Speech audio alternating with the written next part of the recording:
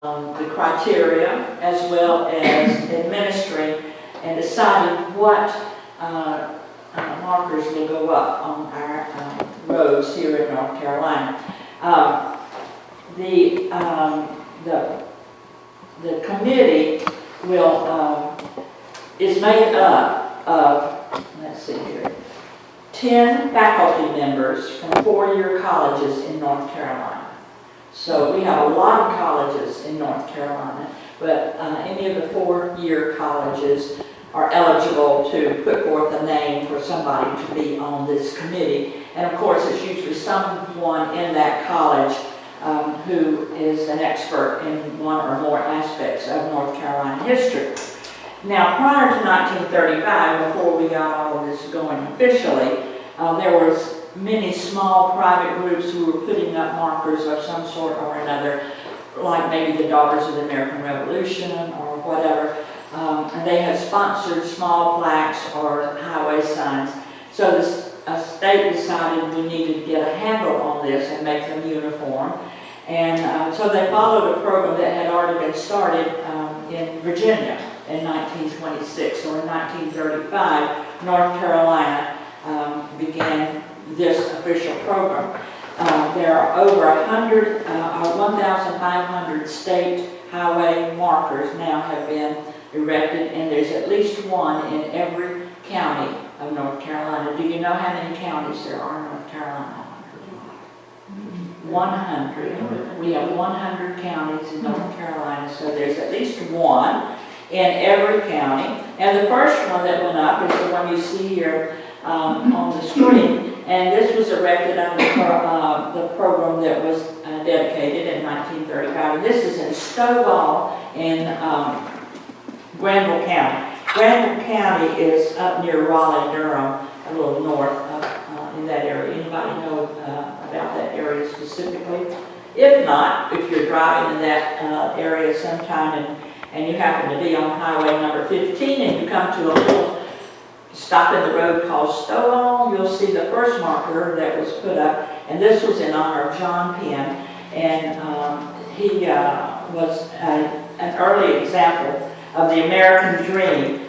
He had nothing more than a rudimentary education, and he rose through the legal and political circles to ultimately become one of the 3 North Carolinians to sign the Declaration of Independence. So this was our first marker that went up at that time. Now, this is the website that the state has set up, www.ncmarkers.com.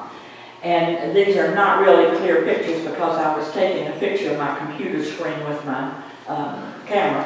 So, but I did want you to see basically what the website looks like. And when you go to the website, the first thing that might occur if you go in through Google and you put in that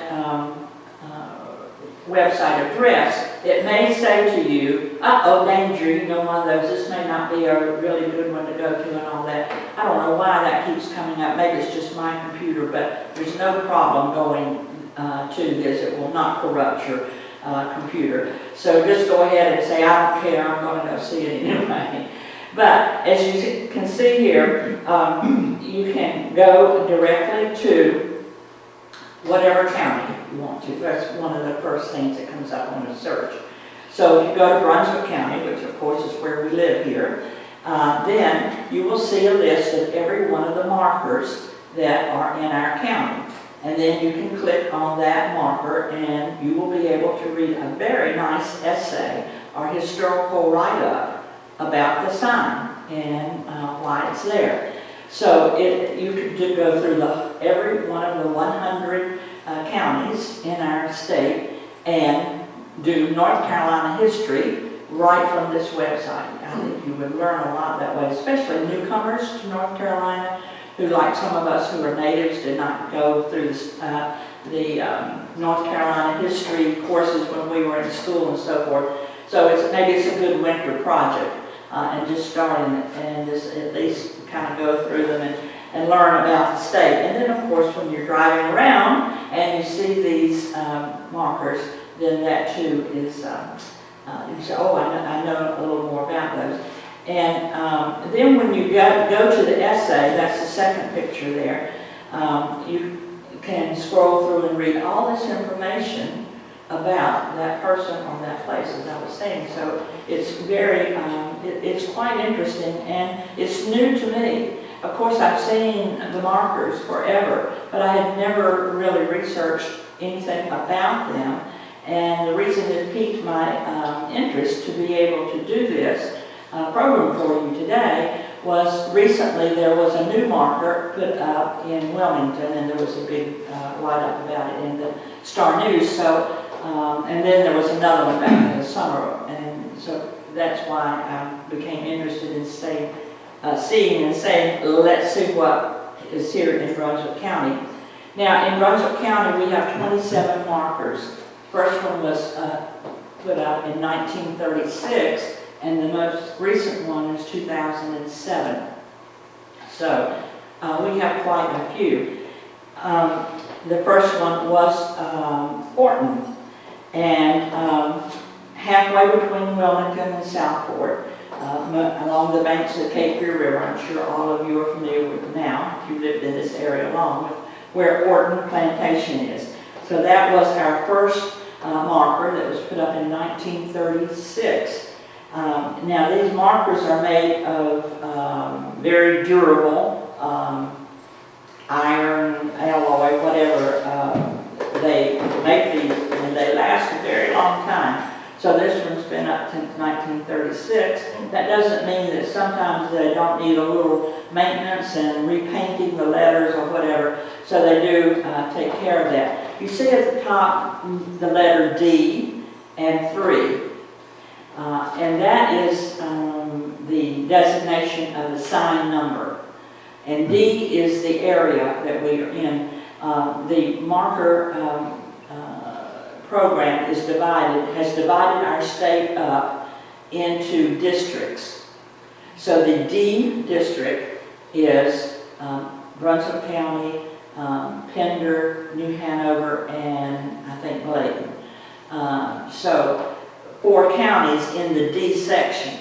So that's why it doesn't say D1 for us for Brunswick County, because it's not just Brunswick County, but all of this whole area is in the D section, and then another section of the state will be E and F and so on and so forth. So that's an early number, of course, D3, but I did not go back, and I'm sure probably somewhere in Wellington captured 1 and 2. We have, so when you look at these, you can tell how early they were put up, and the numbers reflect when they were erected. Okay, so not especially the date or anything, but when you go on the website, you can see the date that the marker was cast or made, and then also the other information with the essays about the history. So that gives you a little clue as to what you're looking at. And then too, if you're just driving along somewhere in the state and you see one and you can get the number, sometimes you're driving too fast to read these things. I know I am. So it's not always easy to pull over and read your little history lesson. But if you can at least do that, then you can go to the website and find out more about this. Anyway, Orton Plantation, we know about that. First settled in the early 1700s by the Moore family who came up here from South Carolina. And this later developed into Brunswick Town, which we know very well. It was one of the last rice plantations, or one of the earliest and last plantations to be this far north. You can't grow rice much further north than right here on the Cape Fear. So the first house that they built here, the Indians destroyed, and I had not known that before. But in 1735, he rebuilt the house and settled his family there. And it was probably called Orton after a small settlement in Westmoreland County, England, which was the ancestral home of the Moors. And so that's probably how it got its name of Orton. The next one we have is the Stamp Act. And also, you'll see that I have put on here the location of these signs. And that's other information that you can get for each sign. It will tell you where it is, when it was made, and of course the number when it was erected, and then the essay with the information about that. So there's a lot of information about them. And England, our mother country, was having some problems with the colonies because we didn't want to pay a lot of the taxes that they wanted to, that Mother England wanted to impose upon us. And one of those was the Stamp Act in 1765, that they placed tax on any kind of paper, like deeds or birth, really probably didn't have birth certificates at that time, but wills, letters, even pamphlets. If you were protesting something, whatever, there had to be that stamp from England on there, and you had to pay the British or the English tax collector. Anyway, all that said, that this began to unravel in North Carolina, that we were not willing to do that. So in February of 1766, a group of our leaders here in North Carolina at the time, even though we were still a colony, but colonial leaders, led a several hundred citizens down to Brunswick town and arrested the key controller of the taxes there, the tax collector. And so even though we know about the Boston Tea Party, that was really not the first protest against English taxes. It was the Stamp Act right here in our backyard. Then we have Fort Caswell. This is a fort. We can look across the water down here at the end of Howe Street and see. This was named for Richard Caswell, who was the first governor of North Carolina. And he never, the fort itself was never directly attacked, and its guns often engaged Union warships that were sitting out here, the blockades, during the Civil War. But not a single soldier was ever killed in action at Fort Caswell. Now, several died of disease, and there was a deserter who was executed by the firing squad. And then in January of 1765, at the end, toward the end of the Civil War, Confederates retreating from Fort Fisher, which is up toward Wilmington, as you know, detonated the powder magazines at Fort Caswell and basically blew up anything that would have aided the Union if they took over the fort. So that is the third one. Now, you will also note that as I'm talking to you about this, that we're not following historically, chronologically either, because as the markers are put up, we're going by when they were established. We're jumping all over the place with Brunswick County history through this. Of course, the next one is Fort Johnston, which is just down the street from us, and we all have seen this sign. We can walk to it right now and be there in less than 5 minutes. In 1745, the governor, Gabriel Johnson, ordered the construction of a fort here at the mouth of the Cape Fear River to serve as protection, because it was still a colony, and during those days of colonization, it was not only England who was sending explorers and people over here to colonize the New World, but there was Spain, there was Italy, there was France, there were many other of the big powers in Europe that were also looking to colonize the New World. So we needed some protection here. And this was Governor Johnston was the one who initiated that. It has been threatened several times. It was not a big fort. It was not really very well staffed. If you read more history about Fort Johnston, which, by the way, the Southport Historical Society has books that you can purchase, a special one just on Fort Johnston itself. But anyway, they realized that more and more they needed protection for this. But in May of 1775, Josiah Martin fled his palace to seek protection here at Fort Johnson. And that was the beginning of right at the beginning of the Revolutionary War when that came about. And then we have Alfred Dobbs, Arthur Dobbs. Arthur arrived at his post as a royal governor with still a colony. And the colonies, of course, were on the brink of war with Mother England by this time. But he brought with him instructions of money and supplies to get North Carolina involved in any conflict. He showed early interest in the colonies, and he wanted to have proper development and increase trade and so on and so forth.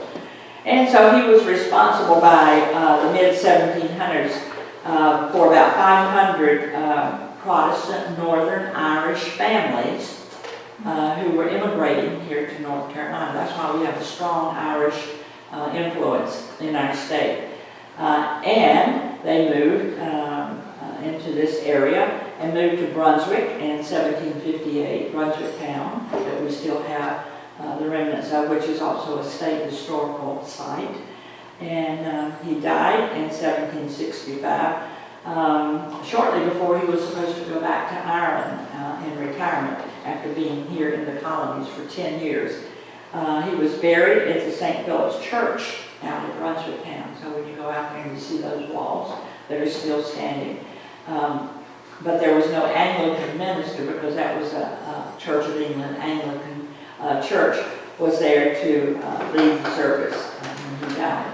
Now another one out on Orton at that area is the plaque on the Spanish attack. The Spanish privateers, and privateers were privately owned warships that were sponsored by some government, usually over in England or over in Europe, who were trying to have a presence here in the New World. Anyway, the Spaniards came into the Cape Fear River right here at the foot of the Howe Street.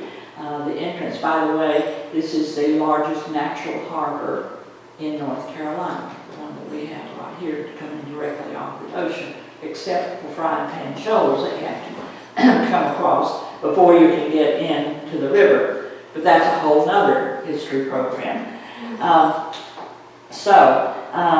The Spanish did manage to get all the way up to Brunswick Town, and they attacked Brunswick Town at that time in 1748, and they left an estimated 140 people in that little town dead, mostly from the explosion of the Fortuna, in exchange for the loss of one colonist. So they destroyed themselves more than they destroyed anyone else who was here at the time. So the Spanish attack was an important piece of history at that time, way back in our colonial days. Now, we go see about Robert Howe, for which Howe Street is named. And he was a Continental Army general. That means he was working for George Washington, who was the general of the Continental Army in New Hanover County. And local tradition says that he was probably educated in England, but there's really no evidence to support that. He inherited a considerable fortune from his parents and his grandparents, so he owned several plantations in the New Hanover and Bladen counties. Now, after Brunswick County was formed, he was elected to the Colonial Assembly for Brunswick County, and he held that post for 6 consecutive terms. And in 1775, he was appointed a colonel for the 2nd North Carolina Continental Regiment. So he moved up in the Army, the Revolutionary War Army. So he was the highest ranking officer from North Carolina to serve in the American Revolution. So he's one of our local heroes. In 1786, he was elected to the House of Commons, but he died before he could get to the first meeting, traveling to a meeting of that body. And he lived quite a colorful life. He was known to be, or purported to be, a womanizer, and got into a lot of mischief here and there, but that's another program. So, Alfred Moore was born in New Hanover County. Now, he was the grandson of Colonel Maurice Moore, who was the first one to move up from South Carolina to come into the Cape Fear area and established Orton Plantation. He also served as a captain in the Revolutionary War, and at the end of the war, he began a long career in public service and politics. He was a state senator from Brunswick County, and then an attorney general for the whole state of North Carolina. In 1799, President John Adams appointed him as Associate Justice of the United States Supreme Court. And then in 1810, he died, and he was buried in the graveyard next to St. Philip's Church in Brunswick County. And Moore County, North Carolina, is named for Alfred. Now we're at the North Carolina state and South Carolina state line. There are two markers there. Of course, our two states were referred to as the Carolinas, or Carolina, in the early days, in the colonial days. And even today, you hear that term, the Carolinas, which usually we're talking about North and South Carolina, but we North Carolinians know which one is superior to the other. Well, that reminds me of something I've heard for many years, that North Carolina is a valley of humility between two mountains of conceit. The first valley is of Virginia, and all those people in Charleston. But we are just down to earth, humble people here in North Carolina. Anyway, after the Lord's proprietors, who the King of England had appointed to be proprietors of the two Carolinas, or Carolina, as it was called during these colonial years, they decided to separate the two states, and the two colonies grew and developed their own distinct histories. And because of the geography and the nature of their settlers and agricultural products that each state was able to produce, they did have a dividing line. Now, the dividing line between the two began about 30 miles below the Cape Fear River in southeastern North Carolina, and the line has been in dispute ever since. They have really had a hard time establishing this North Carolina-South Carolina line. So a multitude of surveys and border disputes have helped to shape the long history of dividing our two states. And so that's quite a history in its own manner. Now, the first post road in North Carolina was constructed in 1738-39, and it was an extension of a road network that ran from Philadelphia to Williamsburg, Virginia. And now, that was a pretty established route for mail coming from Philadelphia down to Virginia. So they decided to extend that down into our part of the country, and the exact route of the road through North Carolina remains something of a mystery.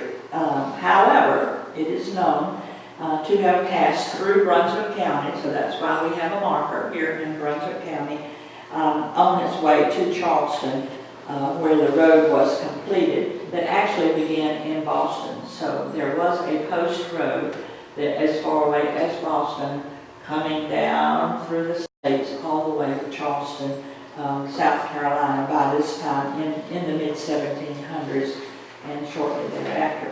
So because it did pass through our county, we have a marker for that. Now, Charlestown, here in Brunswick County, was established by John Vassell, who was from Barbados. He was a merchant there, and they selected, they wanted to find out more about the availability of land and could they move people here and began to produce agriculture up here in our part of the world. So the company selected William Hilton to make an exploratory voyage to Carolina. Now, Hilton left Barbados on August the 10th, 1663, so we're even going further back in history than we were at the post road just before this one. But he sailed into Port Royal, that's down in South Carolina, and then up the coast to the Cape Fear. and spent several weeks exploring and scouting out this area as a location for a colony. Hilton returned to Barbados in a few months and gave a pretty good report on the area. And so Vassal, who was his employer, sailed up here in May of 1664, and he decided that they would start a settlement, and they would call it Charlestown, and to be on a high bluff on the west side of the Cape Fear River toward Town Creek. So if you're going out 133, you're in the Town Creek, Charlestown area. He erected a fortified compound there with several buildings, and within 2 years, about 800 people were living in the colony. Remember, we're talking 1660s here now, early colony. Problems from within, either with the people living there, led to its failure. This included stress, internal complaints, and bickering and fighting with the nearby Indians. Up until this point, there really had not been that much problem with the Indians, but as more and more colonists, more and more white people came into their happy hunting grounds, the stress and the fighting began. And we can just look at many westerns and see how it moved, it's progressed its way across our country as well. So the settlers drifted away from Charlestown. It was not that great a place to be. It was no paradise as they thought it would be. So, beginning in the fall of 1666, and by early 1667, John Vassal, who had invested a lot of money into this place, reported that it was abandoned.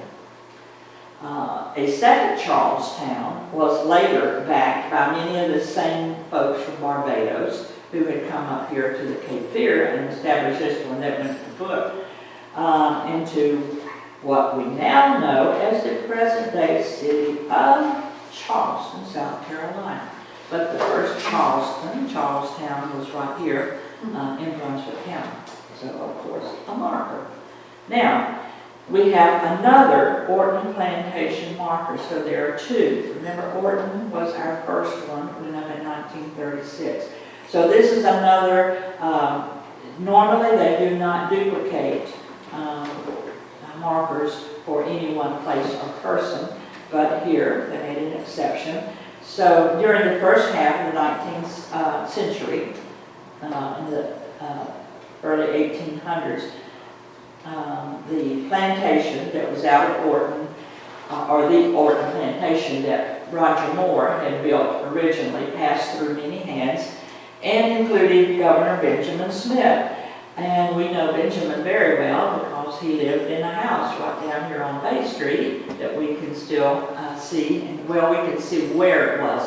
In 1867 it was rebuilt, but anyway, the plantation out at Orton thrived until the end of the war, the Civil War, when the federal troops marched through and occupied southeastern North Carolina.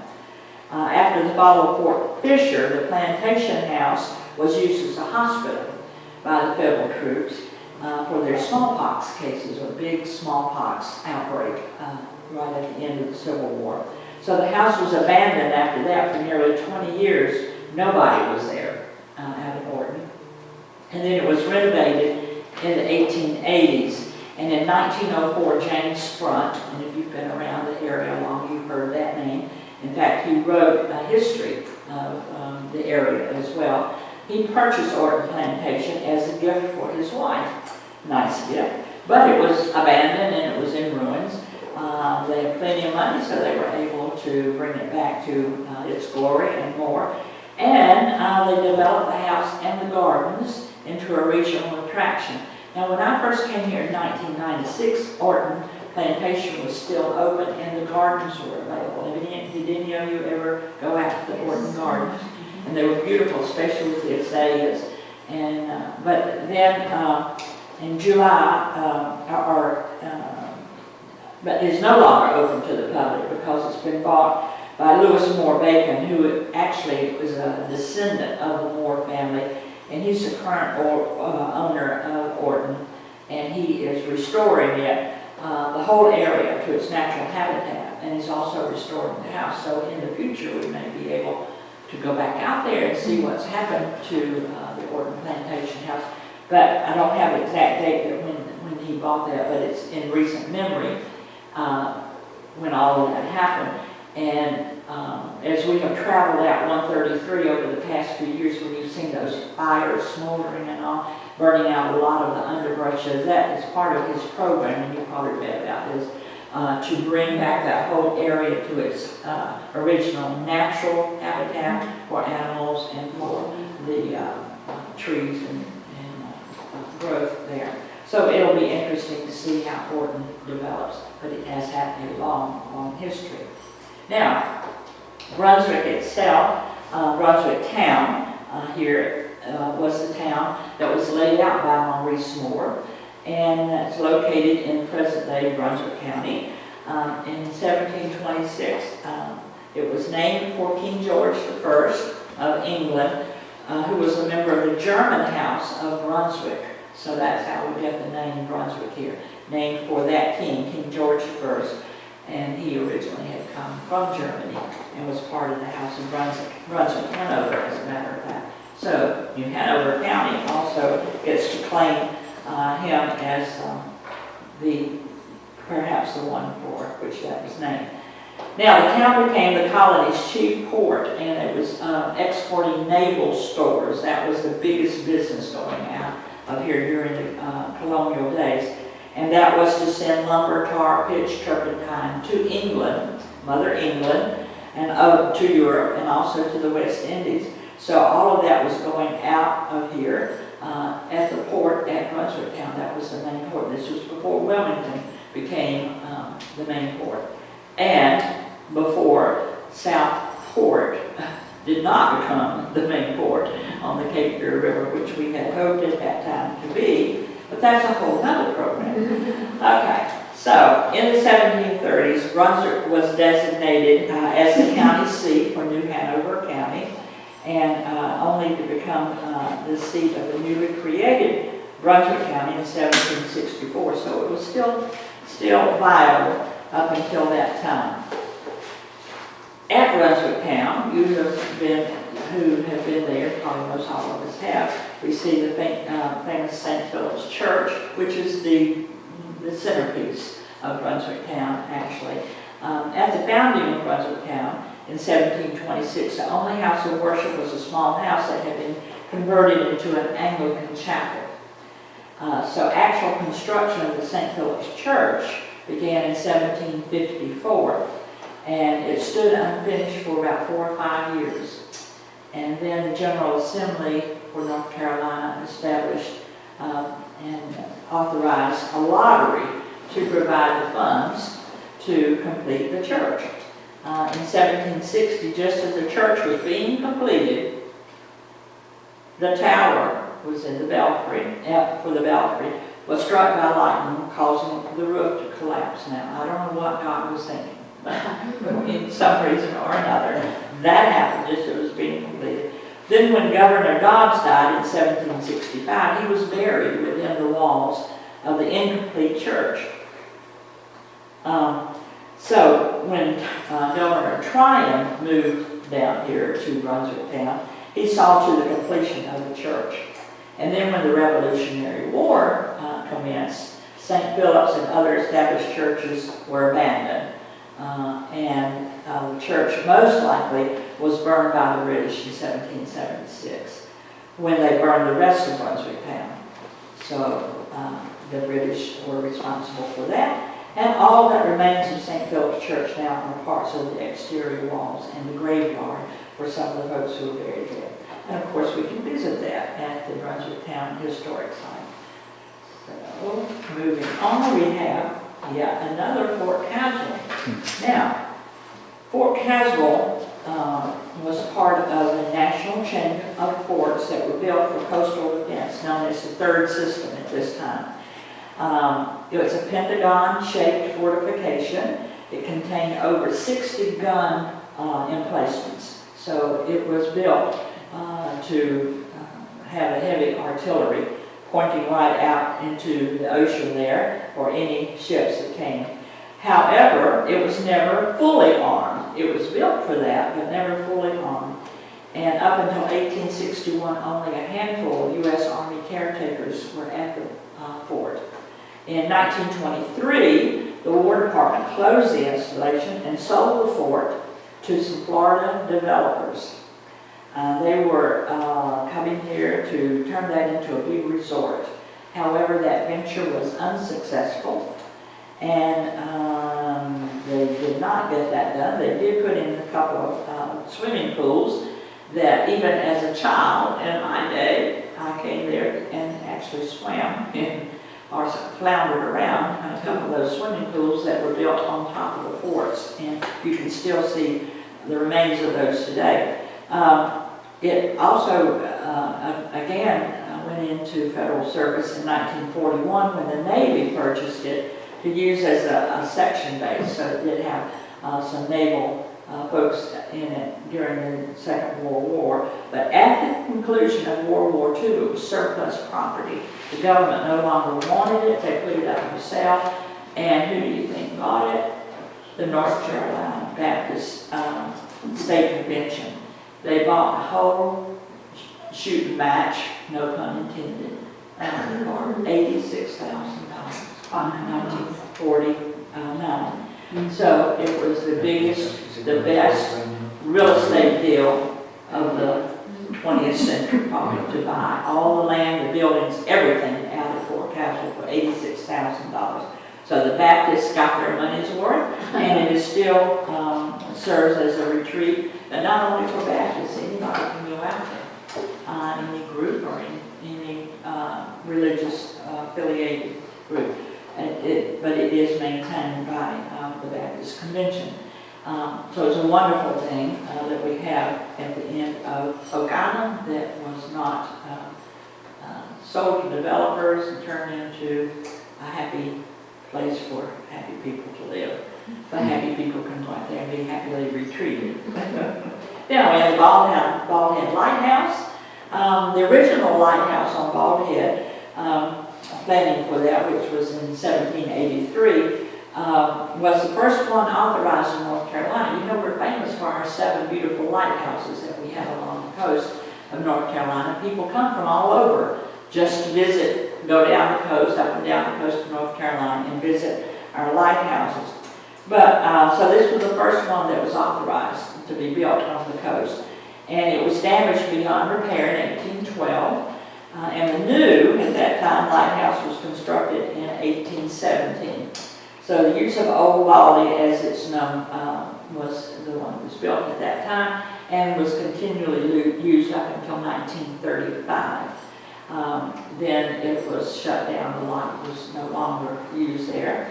The oldest lighthouse on North Carolina coast, it was placed on the National Register of Historic Places in 1975.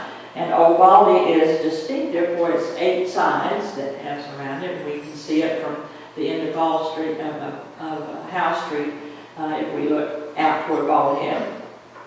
And the modern restoration efforts have returned the lighthouse to its 19th century look, and is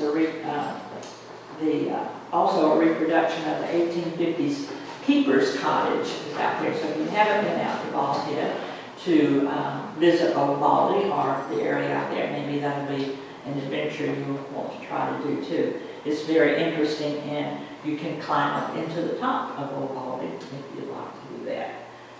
Now, Washington's Southern Tour. George Washington, of course, we know who he was. He was a Revolutionary War hero, elected to be the first president of the United States in 1789.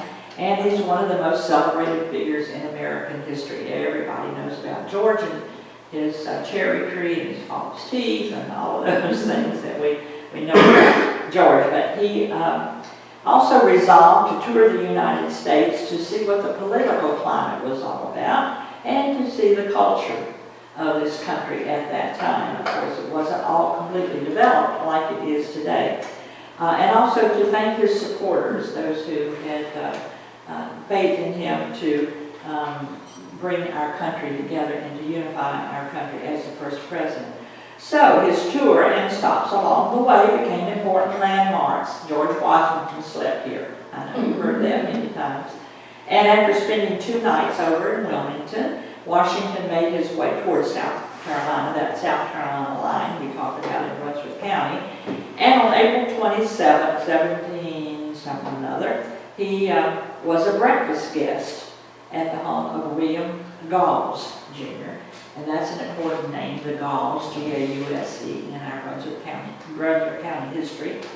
The Galls house was located near Galls's Landing, which is up around Charlotte in that area.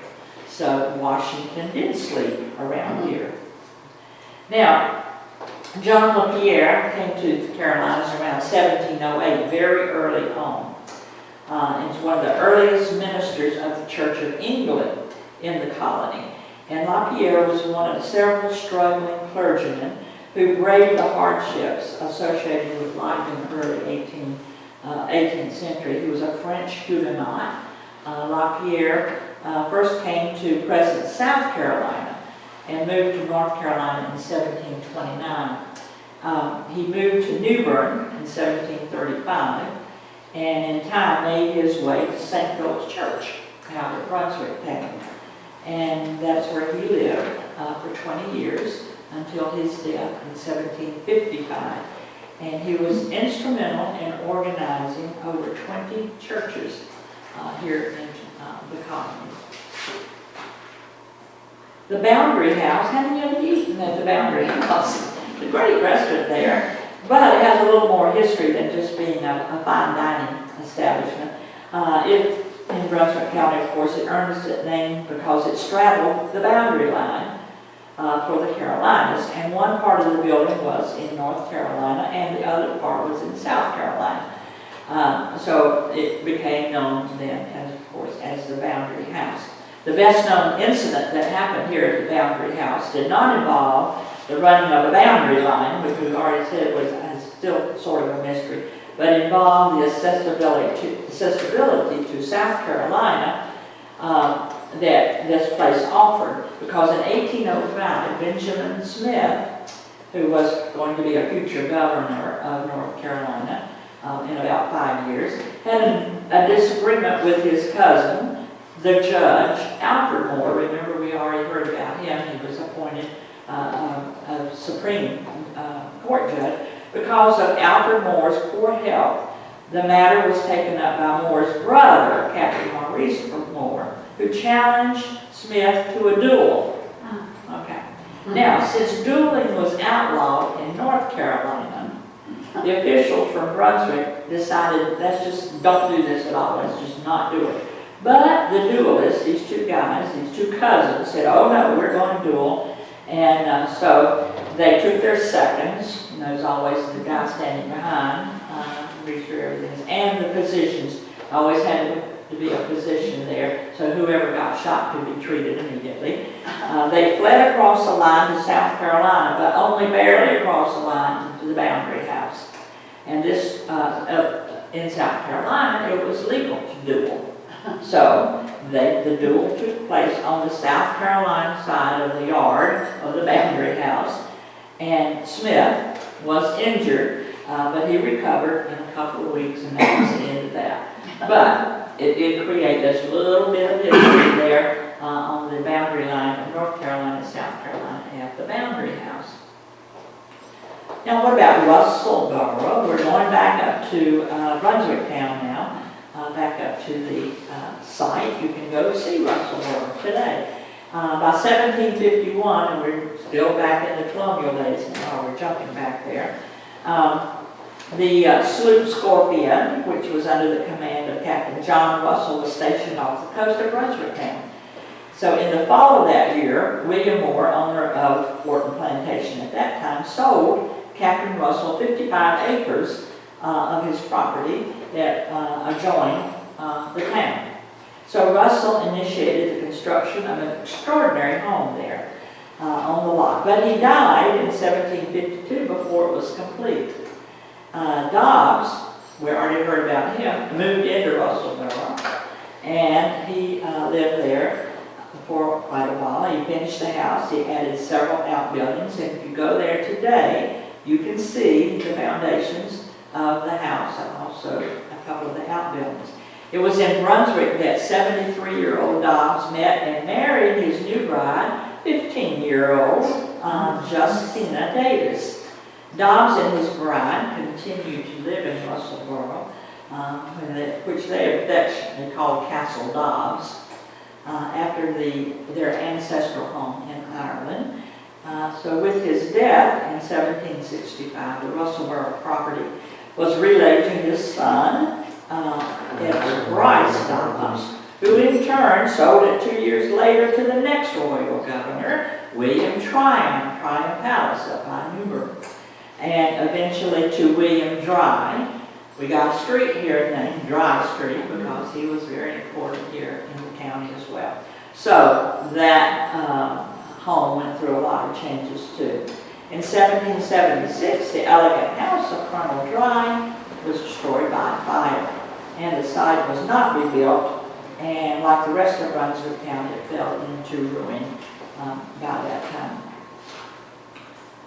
Benjamin Smith. Okay, Benjamin we've already talked about a little bit, and he was owned and is now what is now Bald Head Island. And it was known as Smith's Island. That is really the official name of Bald Head Island. Bald Head Island became almost like a nickname for that island. But he was born on January 10th, 1757 in Charlestown, which is now Charleston, South Carolina. He came from a family of considerable wealth and social standing. His mother, Sarah, was the daughter of King Roger Moore, who had built Gordon Plantation. And Benjamin Smith's wife was the former Sarah Rhett Dry, who was the daughter of William Dry. And so they all kind of weave together here at one point or another. They were the parents of 2 adopted children. Smith was elected governor in 1810, and he served only 1 term. At that time, that was the law here in North Carolina, single terms, 1 term. No more than 2 years for the governor, and then they moved on to the next one. So when you hear any politician talking about limited terms, that was in effect way back in the 1800s. Following, and he at that time built the summer house, or the townhouse, because he had plantations out in the county here, which is down here now is the Brunswick Inn, a B&B, right on the water here at Bay Street. Following his governorship, he returned to Brunswick Town and to the life of a prosperous planter. And his once enormous wealth, however, was increasingly ravaged by poor management of his money, financial misfortunes, personal extravagance, and long-term debt obligations. So over the years, even though he had several residences in Brunswick County at Orton, Smithville, Belvedere, much of his personal wealth was gone. And it was, in fact, he also entertained George Washington, President Washington, in 1791 after the official Washington tour at his plantation here in Belvedere. But it was at the dilapidated Smithville residence, of course we were Smithville at that time, the residence here at Smithville, that he died, a virtual pauper in 1826. So sometimes fortune does not last that long, as was the case for our poor old Benjamin Smith. And we even have a fellow here in Southport now who can just like that become Benjamin Smith, and you may see him around town here and there. And I won't go any further than that, Bob. Josiah Martin, this is another one that's right down here by the garrison here in Southport. Josiah was the last royal governor of North Carolina. He was, at age 34, he was named to succeed William Tryon as governor in 1770. And in 1775, he complained that townsmen in Newburgh, this is where he was living, were actually endeavoring to form what they called independent companies. So on June the 2nd, Martin arrived at Fort Johnson. He was getting the heck out of Newburgh, and those fellows who were causing trouble down there for him. And there were some English warships out here in the harbor. And eventually the fort did not compare with the previous quarters of a Trotting Palace. So he decided that it was a wretched little place and a contemptible thing, Fort Johnston. And on July 13th, he took refuge on the cruiser, one of the warships out here. And it was a wise move because 5 days later, the militia wantonly, in the dead hour of night, set fire and reduced to ashes the houses and the buildings within the fort. So Fort Johnston was basically burned down in 1775. That's why we didn't see much action here during the Revolutionary War, because the fort had been burned down shortly before then. Anyway, the cruiser, the ship that it was on, became his headquarters throughout the summer and in the fall. In November, he sailed for Charleston to confer with the royal governor of South Carolina down there. And by this time, we were well into the Revolutionary War. And in 1781, he was present with Lord Cornwallis up in Guilford County, which is my home area, for the Battle of Guilford Courthouse. And he did get back to England, died there in 1786.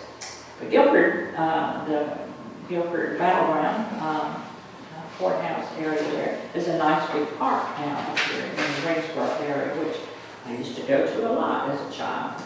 Okay, Daniel Russell, and we're in number 23 of these 27 signs now, if you're wondering how much longer this is going to go on. Daniel Russell was called the Maverick Republican. He was the son of Daniel Lindsay and Caroline Saunders Russell, and he was born in 1845 at the Winnebago Plantation. So, a local boy. He was 19 when he was elected in 1864 to his first of 2 terms in the State House. And with the advent of radical Reconstruction that came after the war, he sided with the new Republican regime, and he won election as a Superior Court judge here in Brunswick County. And he remained in that position for 6 years. He was a lawyer, a staunch Republican, and serving the state in Congress, and 1 term as a North Carolina governor. And one of our ferry boats going between here and Fort Fisher is called the Daniel Russell. I'm pretty sure I'm right. Somebody go verify that for me. Anyway, that just popped in my head. Whether it's right or wrong, I said it. Okay. Now, we know about Robert Ruark. He is, of course, a local, shall we say, hero or not, but he's a local character. And he was born in 1915, died in 1965, 50 years of age. But he was achieved popular success, matched by very few Tar Heel writers. They have listed The Old Man and the Boy as one of 5 North Carolina titles likely to still be read in 100 years. That was in 1957 when that book came out. And it won't be long till it'll be 100 years, and people are still reading The Old Man and the Boy. If you've never read it, and you really don't want to read it, just go next door to the library. They have it on tape there. You can listen to it in your car. So it's still being read, still being listened to, because as a boy, Robert Ruark spent much of his time at his grandfather's house, which is now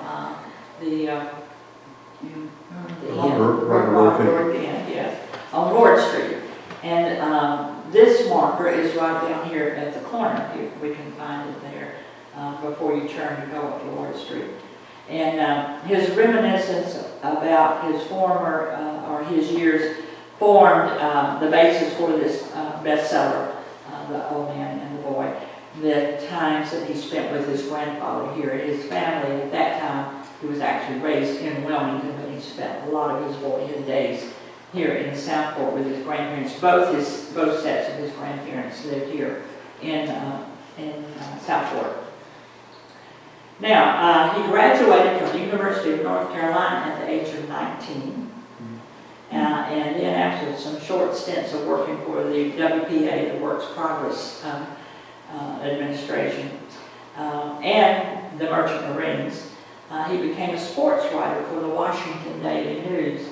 Calling himself a pretty ordinary hack, he wrote over 4,000 columns over the years. And many of his 14 books were semi-autobiographical, and it was kind of a rags to riches story for him, for his life.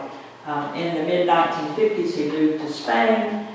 He died of liver ailment because he drank a lot of liquor throughout his life, and is buried there in Spain, near Barcelona. Well, we all know this lady, Hurricane Hazel. Everybody's heard about her. On October the 15th of 1954, she made landfall in southern Brunswick County, right here where we are, and became the benchmark for hurricanes for an entire generation, and she still is.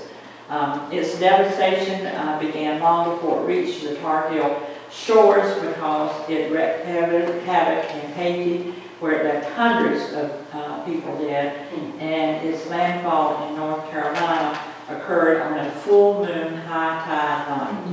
And when we have those nights around here, we get water in the streets anyway.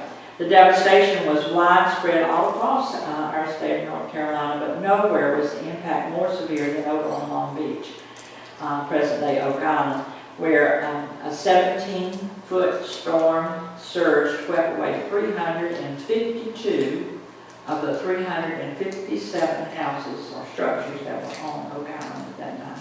Only 5 structures on the island survived Hurricane Hazel that night.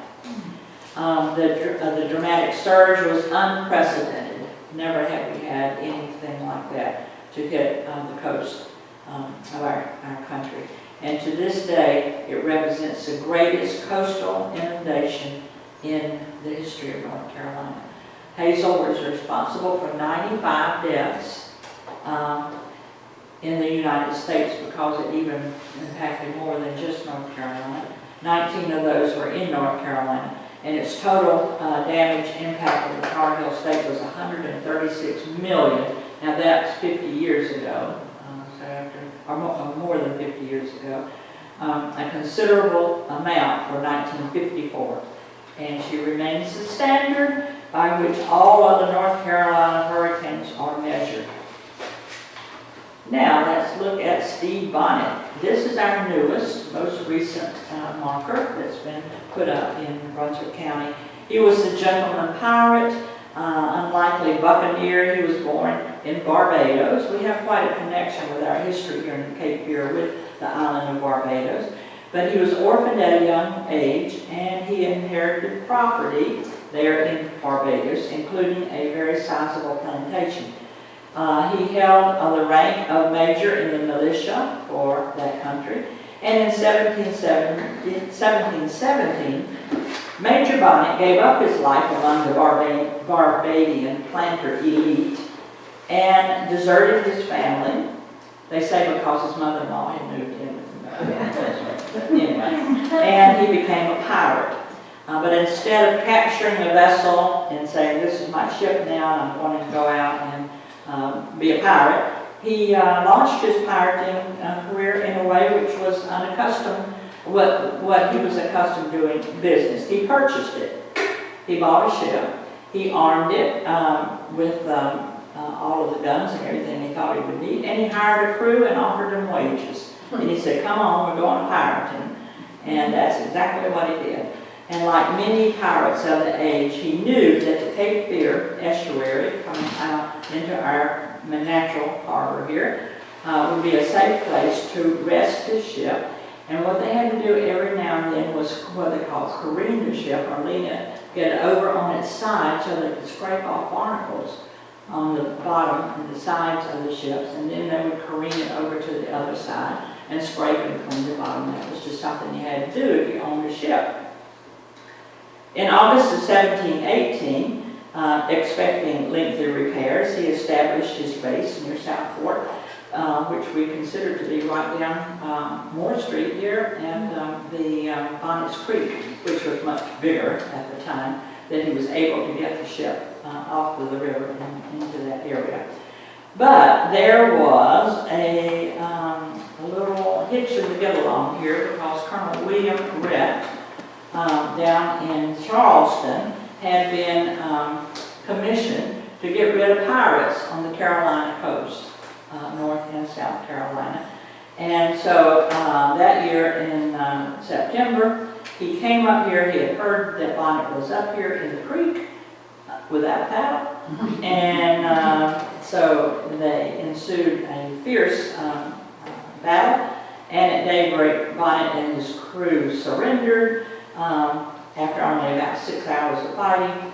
And it was the largest and the bloodiest of pirate conflicts in the colony's waters. All but 3 of the captured crew were executed in South Carolina. And Bonnet, who escaped, was recaptured and tried, and he was hanged in Charleston on December the 10th, 1718, which ended the golden age of piracy in North Carolina. The age of piracy only lasted 2 or 3 years, even though the way it's perpetrated through the years, you would think that pirates were here for 100 years, but it was just a very short time that there was pirating along the Carolina coast. But it has been able to sustain a mystery and an interest for many, many years. Okay, so the last one I want to tell you about is Fort Anderson. Even though this is not the newest one we have, it is it still has number 119 on it, because it is a replacement for one that was stolen or damaged. And so when that happens, many times they will replace them, sometimes they don't. This is one of the things the commission would like to know. If you see a damaged marker or one that's gone, that you know used to be there, they want people to report those because they need to do something about it. This is at Fort Anderson, just before you turn in to go down to Brunswick Town. This was a 19th century earthen fort that was built at Brunswick Town, at the ruins of Brunswick Town. And it was used as a Confederate fort during the American Civil War. And this was pivotal, well, no, that's not the word. It was pivotal in protecting the Cape Fear River, because Wilmington was upstream. Wilmington was really the last stronghold of the Confederacy. And the purpose of the fort, even though it was just an earthen fort at Brunswick Town, it was to hinder movements of Union ships going up the river, getting into Wilmington. And it also served as a dropping off point for the blockade runners that came in. They could drop off goods there at Fort Anderson, the old Brunswick town, and then make for the mouth of the Cape Fear River. So Fort Anderson was built on the ruins of Brunswick Town, originally named Fort St. Philip, after the ruins of the Revolutionary period church that was nearby, and then it was changed later to honor Colonel George B. Anderson. So after the fall of Wilmington and the end of the Civil War, Fort Anderson just fell into ruins, of course, but there are still some ruins of the fortification that you can see from Fort Anderson if you go up to Brunswick Town. So that's our 27 markers here in Brunswick County that we can learn history from. And I encourage you, if you this piques your interest, to go to the website and to check it out and maybe go through and read the whole essays. What I have shared with you today are just some highlights that I picked out of those essays, but you can do a pretty complete history of the state or any county by using our marker, the program that we have here in North Carolina, and we'll see you next month on February the 14th. Can you re-ask questions? Sure, I hope I've answered. Well, you started to answer part of it. Is this through the Department of what, Cultural Resources? Yeah, something like that. When you were talking about if we see something, sign that's damaged, I assume there's a number you can report it Yes. to on the website. Yes, and definitely. And do they have a maintenance crew or anything They have a that maintenance goes around crew. that regularly? Supposedly they do. Inspects. They, when you go on the website and you see this whole list of things that you can look at, you'll see a bar that says maintenance. And Okay. it will tell you how they try to maintain these markers.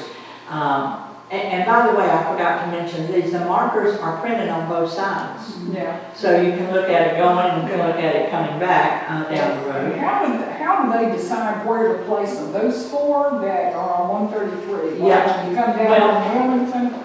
Yeah. I wonder about that. Yeah, when you come off of Being the, such a bad location for that.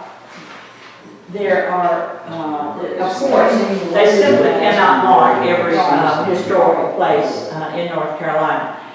So that would be impractical to try to do that because of the cost of it and so on and so forth.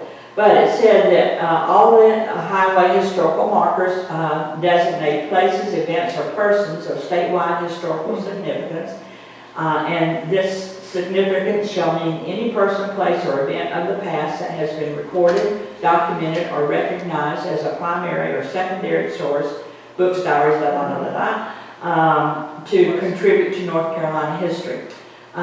Subjects of local or regional importance shall not be approved for highway markers. Statewide historical significance must be documented by the applicant. And you make an application if you have something nearby you or a person that you think fits the criteria. And you have to submit the form, and all of that. An individual shall not be eligible for consideration of a historical marker until at least 25 years after his death, his or her death. It has to be, the significance has to be established by this committee of these 10 professors from the colleges who decide on that. And of course, all based on the relationship of the history to the interest of the whole state, because it is a state program. Now, if you have private things, there, and also on their website, they have a whole list, not a whole list, but a list of places that do private signs. So if we had someone here, like we wanted to honor a mayor, a past mayor of Southport or something like that, and we wanted a historical marker for that, then we can do that. Now, the Historical Society has put historical signs all around town. You probably have seen those when we went to a company that does those. And so, but the state will not do that for local things, but there are ways. We have lots of historical signs here in Southport that are from different, several different venues, including Ricky Evans created one for us, which is down at the Withers Bench. So, thank you. I thought that was really informative. I enjoyed that. I thought one thing was just a little strange is that the program was actually started in the middle of the Depression. yes, it was. And I thought that was just out of the ordinary. Yeah, that is. And perhaps one of the reasons I didn't actually read this anywhere was to provide some jobs or some projects. Yeah. Like Susan. It was fascinating, and it has always been as an Army branch, living many of my childhood days in the back of the station wagon, heading from place to place all across the fruited plain. My dad would, we would go buy these markers so fast, and I would always say, next time, Dee, would you stop? I'd like to know what it said. Yeah. But it was never a priority. Right. So I'm wondering if every state has this kind of a... I think that most every state does, and there was a little bit of information about that because this is a popular thing with most states who want to do this. And of course, we picked up our program from Virginia, and I'm sure South Carolina has it. They don't all look the same. Yeah. Some of them may be different color combinations or whatever. But yeah, it's probably pretty prevalent all over the country now for these markers. And about stopping to read them, the folks down in Raleigh did not have a photograph of the Fort Anderson sign for some reason. And so when you go on the website, you just see something in place of the picture that's normally there. So when I contacted the director down there, and she said, if you happen to go out there and take a picture, I would love to have that to put on the website. So I did get out there and take a picture of the Fort Anderson and a couple more that she had wanted to get updated ones on it. So, yeah. Gives us something else to think about, doesn't it? Yeah. Thanks for coming today. Happy holidays. Merry